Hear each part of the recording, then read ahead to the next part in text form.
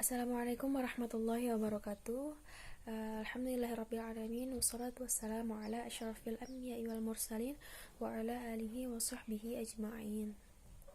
Alhamdulillah hari ini bisa kembali melaksanakan perkuliahan mata kuliah bermain dan permainan anak usia dini, yang hari ini kelompok 3 maju mempresentasikan makalah yang mana judulnya adalah perbedaan individu dalam bermain. Kami kelompok 3 yang beranggotakan saya sendiri, Husnatul Aulia, Isnaniyah, Linda Fahriyati, dan Nur Mutahara. Baiklah, langsung saja. Yang pertama, perbedaan individu dalam bermain. Nah, setiap individu itu memiliki kepribadian, karakter masing-masing, yang mana kita juga seorang calon pendidik PAUD ya, mana anak ini sifatnya unik, sangat berbeda-beda. Nah, perbedaan individualnya ini banyak sekali variasinya. Nah, akan kita bahas satu persatu. Yang pertama, ada kecerdasan atau intelijensi. Nah, anak-anak yang lebih unggul dalam kecerdasannya, maka akan lebih maju. Nah, kemudian sebaliknya juga anak-anak yang seperti kurang dalam kecerdasannya atau tertinggal itu umumnya belajarnya itu lebih lamban atau lebih lambat dalam menangkap, dalam bermain juga. Nah, anak yang kurang kecerdasannya ini perlu latihan yang banyak, terus diulang-ulang seperti itu. Kemudian yang kedua, perbedaannya itu karena bakat. Nah, bakat ini sangat mempengaruhi tingkat perkembangan anak. Misalnya ada anak yang bakatnya di seni, ada bakatnya di olahraga, itu kan berbeda-beda. Kemudian yang ketiga itu keadaan jasmani atau kesehatannya. Nah, kesehatannya ini juga sangat mempengaruhi ya dalam perkembangannya. Misalnya anaknya ada yang berbadannya tinggi, rendah, atau ada bagaimana kesehatan, misalnya kesehatan sering sakit kepala, pusing, atau matanya sulit melihat, atau ada sakit mata seperti apa sih, seperti itu. Kemudian keadaan jasmani ini juga sangat berpengaruh terhadap aktifnya anak.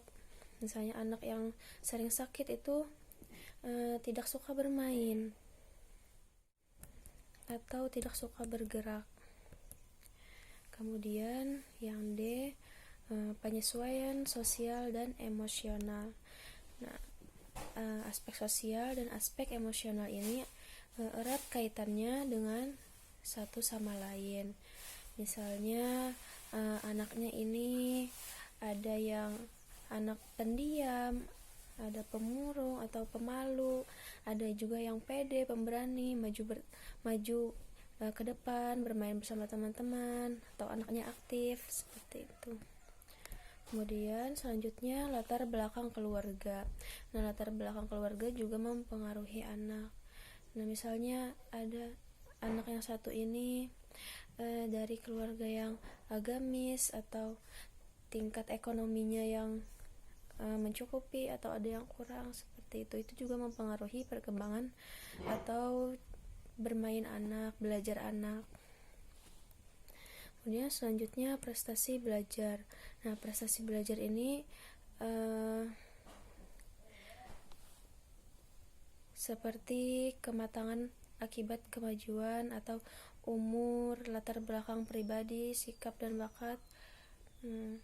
Jadi itu juga sangat berpengaruh dalam anak bermain. Misalnya prestasi belajarnya bagus, anak ini biasanya itu lebih aktif, lebih menyukai bermain bersama teman-teman, tidak pendiam seperti itu. Kemudian selanjutnya anak-anak yang mengalami kesulitan seperti handicap jasmani, kesulitan berbicara, dan kesulitan menyesuaikan diri terhadap lingkungan sosial juga sangat berpengaruh kepada bermainnya anak atau belajarnya anak. Selanjutnya yaitu faktor gender dan bermain. Nah, jadi faktor gender ini pada umumnya umur 1-2 tahun itu anak belum mengetahui dia sebagai apa.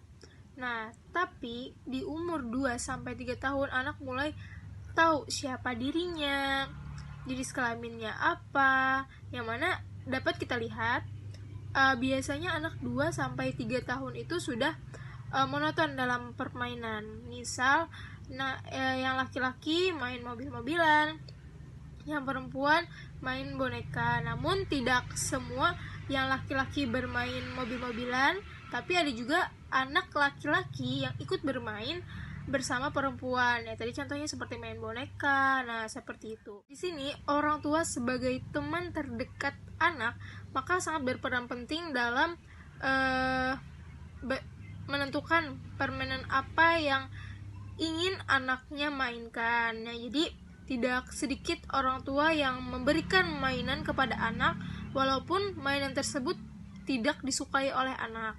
Dari cara itu pun, dari cara menuntut ataupun mengasuh anak dalam hal seperti memilih bermain tadi, maka tidak banyak anak itu akan berbeda dengan anak yang lainnya, yaitu anak cowok main mobil-mobilan, anak cewek main boneka. Nah, Matsumoto menjelaskan bahwa proses perwarisan nilai ini pada akhirnya akan menjadikan anak terus memegang ajaran apa yang harus dilakukan oleh anak perempuan dan ajaran apa yang harus dipegang oleh anak laki-laki. Nah, hal ini pun, konsep yang ditanamkan ini pun dinamakan atau dikenal dengan ideologi peran gender atau gender role ideology. Nah, bahkan bukan hanya orang tua, lingkungan pun mempengaruhi tentang perbedaan gender, yang mana salah satunya yaitu dalam menilai permainan anak. Nah, bahwa permainan ini misal memiliki kekhususan untuk gender tertentu. Jadi akibatnya dunia anak itu dibangun dari perspektif orang dewasa. Nah, pemahaman orang tua tentang perkembangan gender ini memberikan kontribusi terhadap kegiatan bermain anak, yang mana orang tua juga menunjukkan reaksi terhadap pemilihan kegiatan bermain yang tidak sesuai dengan kekhususan gender tersebut. Jadi orang tua, terutamanya sang ayah itu cenderung menunjukkan ketidaknyamanan jika anaknya, misal anak perempuannya terlalu tomboy atau anak perempuannya terlalu laki. Nah, biasanya ada permasalahan internal seperti itu. Assalamualaikum warahmatullahi wabarakatuh. Di sini saya akan menjelaskan poin B, yakni faktor lingkungan dan bermain. Nah, sebagaimana kita ketahui bahwa lingkungan itu memberikan pengaruh bagi perkembangan dan karakter si anak.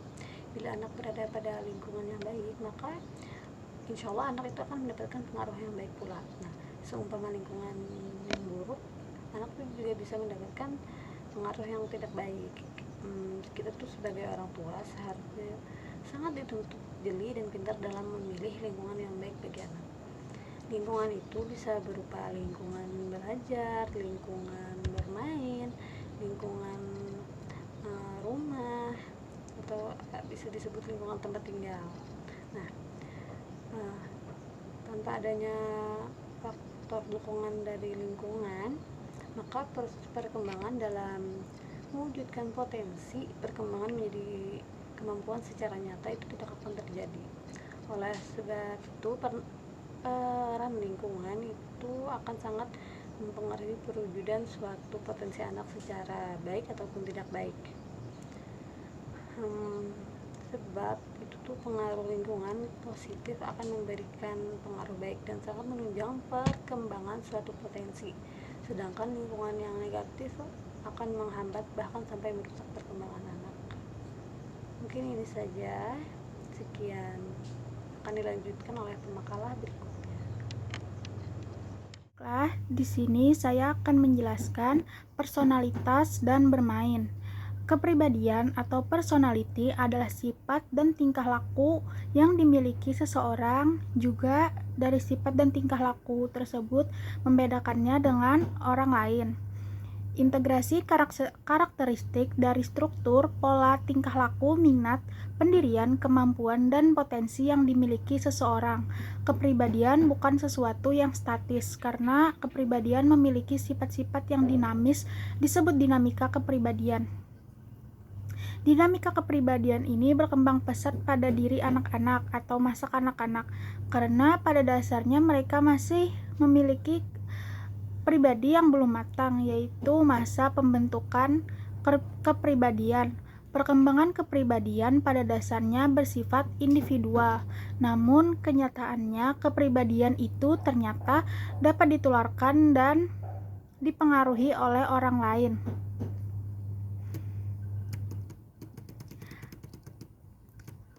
Kemudian, pola perilaku dalam situasi sosial pada masa kanak-kanak meliputi kerjasama, persaingan, kemurahan hati, hasrat, dan penerimaan sosial, simpati, empati, ketergantungan, sikap ramah, dan sikap tidak mementingkan diri sendiri, meniru, dan perilaku kelekatan.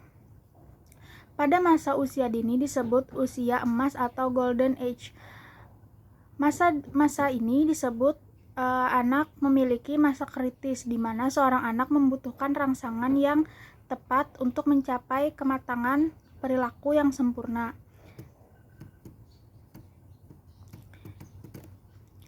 Perilaku ini dimiliki anak dan sangat berpengaruh pada cara bermainnya. Misalnya saja, anak yang memiliki sikap tidak penyabar, kemudian dia sedang bermain berkelompok dan anak tersebut tidak sabar untuk menunggu gilirannya bermain. Nah, di sini dapat terlihat kepribadian anak tersebut. Kemudian ada lagi contoh anak yang memiliki sikap pemalu. Mereka cenderung tidak nyaman ketika bersama atau bermain dengan kelompoknya dan cenderung ingin bermain sendiri. Selanjutnya, faktor budaya dan bermain. Nah, budaya ini dapat menjadi dasar dalam bermain anak, yang mana karena budaya mengajarkan banyak hal tentang nilai-nilai budaya yang anak temui di sekitarnya, sehingga anak akan memahami bagaimana lingkungan budayanya. Nah, dengan bermain, anak akan dapat belajar mengenai budaya yang ia temui dan juga ia jumpai di sekitar mereka, karena faktor lingkungan membawa pengaruh budaya kepada diri mereka sendiri, seperti anak-anak yang bermain permainan tradisional, entah itu engkling atau engklek, petak umpet, dan juga diklik dan mainan lainnya. Nah, permainan yang pengaruh budaya ini pun banyak mengandung filosofis yang sangat mendalam. Contohnya di dalam negara Indonesia ini merupakan negara yang terdiri dari berbagai macam ras, suku, agama, bahasa, dan lain sebagainya. Nah, dari berbagai macam perbedaan ini, maka mereka perlu memahami keterampilan budayanya agar mereka akan bisa menghargai perbedaan-perbedaan yang mereka dapatkan sesuai dengan budaya yang mereka temui dan lihat di sekitarnya. Lalu selain itu pun budaya ini akan membekali anak untuk masa sekarang dan masa yang akan mendatang.